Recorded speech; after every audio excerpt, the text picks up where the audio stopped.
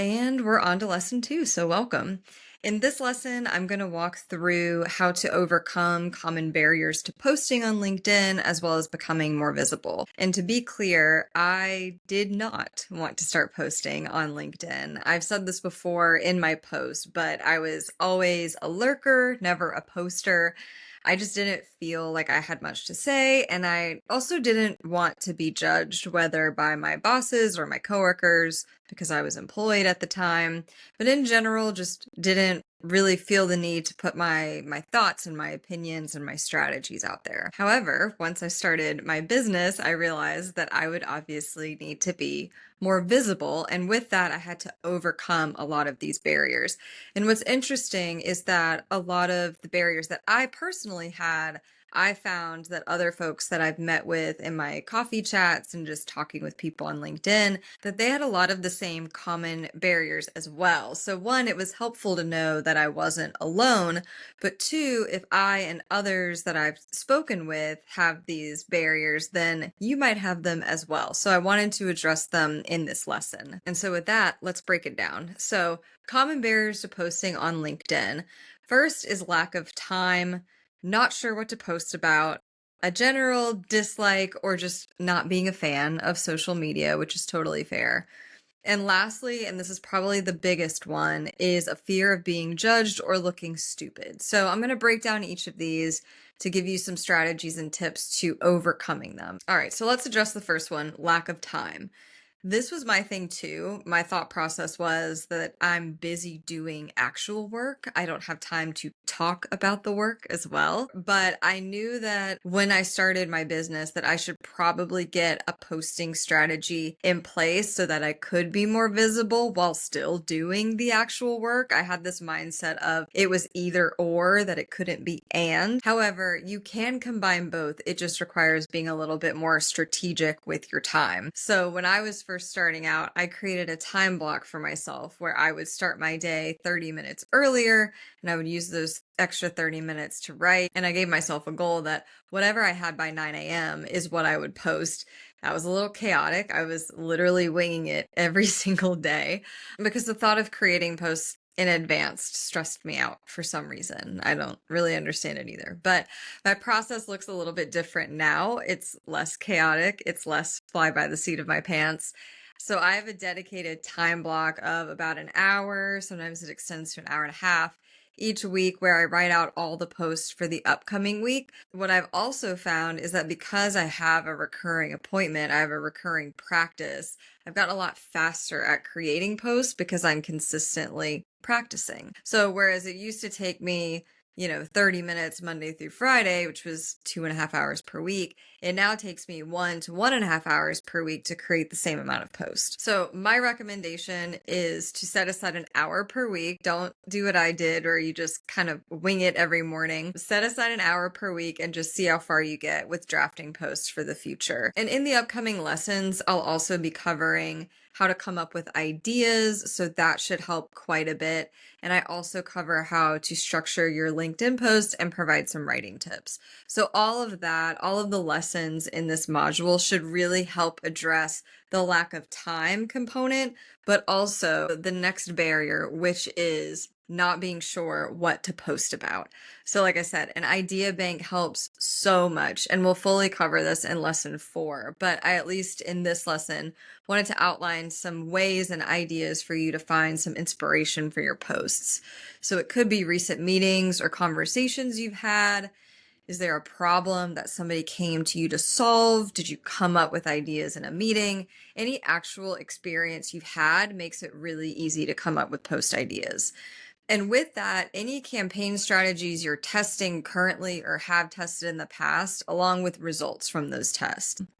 Additional topics can be PPC best practices that you abide by, ad platform updates. There's always something changing, so that's a good mind for content, as well as how-tos. So that could be campaign builds, ad copy creation, conversion tracking, anything where you feel comfortable breaking down step by step could be a good inspiration for a post. Now, for this next one, not really liking social media. I don't have a cure for this. I'm also in the same boat.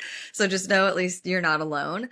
Sometimes I'd much rather just keep to myself. However, in order to be found by clients, it's a good idea to be visible. However, keeping my content focused on my professional life has helped quite a bit. I like having that separation.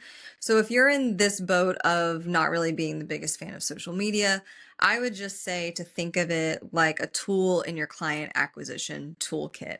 However, I think you'll be surprised though. I certainly was. I've met some really awesome folks on LinkedIn. I've even reconnected with former colleagues. And just by putting myself out there more, I've received some really nice words from strangers, which is an unexpected benefit that I wouldn't have accounted for. All right. And this last one is probably, like I said earlier, the biggest barrier that I wanted to cover, which is the fear of being judged or looking stupid. So it can be really intimidating to put your ideas and your thoughts about your work out there. And while I don't have a cure for overcoming this fear, I will say over time, if you keep practicing, if you keep putting in the reps, it gets easier to create content and then you gain that confidence around it and then the fear naturally dissipates. Also, if you're worried about mean comments, just know that that's not a very common thing, at least in my experience. I've seen some rude or snarky comments when someone's intentionally trying to make people mad, but that's kind of the outlier. If folks are genuinely putting themselves out there, I rarely ever see anybody make a snarky or mean comment. However, if someone is totally out of line, you can delete the comment and block them. I will say that it's unlikely that you'll get a ton of exposure when you first start posting.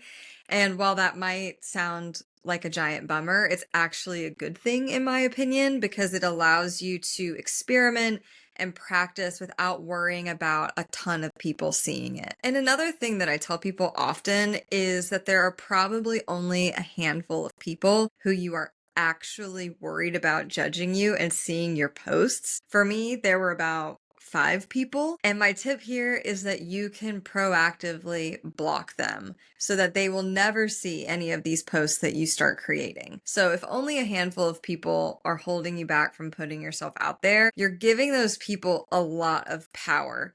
And you can simply take it back by blocking them. I've blocked toxic senior leadership and also coworkers who didn't make me feel good about myself, and it made it so much easier to start posting. And so I've put some directions here on how to proactively block people. So if you go on LinkedIn, at the top right, you'll see the little circle with your face. I've put it in a screenshot here.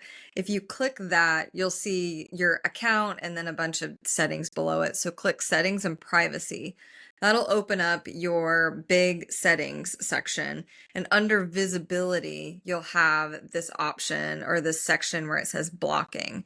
You can then search for people who you want to block and they won't be notified or anything like that. So they'll have no clue that you blocked them. It will never come up. And then you can just start posting without worrying about those folks that had previously been on your mind. And as we wrap up this pretty short lesson, I wanted to add some closing statements to leave you with. So if you've never posted on LinkedIn before, you're going to experience some discomfort. But like I said earlier, I promise it gets easier over time if you consistently post, if you consistently work that muscle. Eventually it becomes a habit and you just don't even think about putting a post up there. That's where I'm at right now.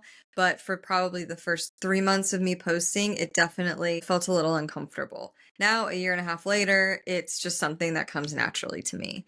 And then secondly, like I just mentioned in the previous slides, if there's people who immediately come to mind who are preventing you from posting, then just block them. It doesn't have to be dramatic. You don't have to let them know. They won't know when you block them. So if it's something that helps make creating content on LinkedIn easier and helps you build your freelance business, just go ahead and do it. So before getting into more specific LinkedIn ideas and content strategies, I felt like it was important to address some of these common barriers. So hopefully now that we're at the end of this lesson, You'll know one, that you're not alone if you're facing these barriers, but two, you've got some strategies and tips to help overcome them, or at least know that it's okay and it's normal to feel the fear and do it anyway. So, in the coming lessons, we'll touch on optimizing your LinkedIn profile, and then we'll dive headfirst into content ideas and creation. So, with that, we have wrapped up lesson 2 and we are on to lesson 3. So, I will see you over there.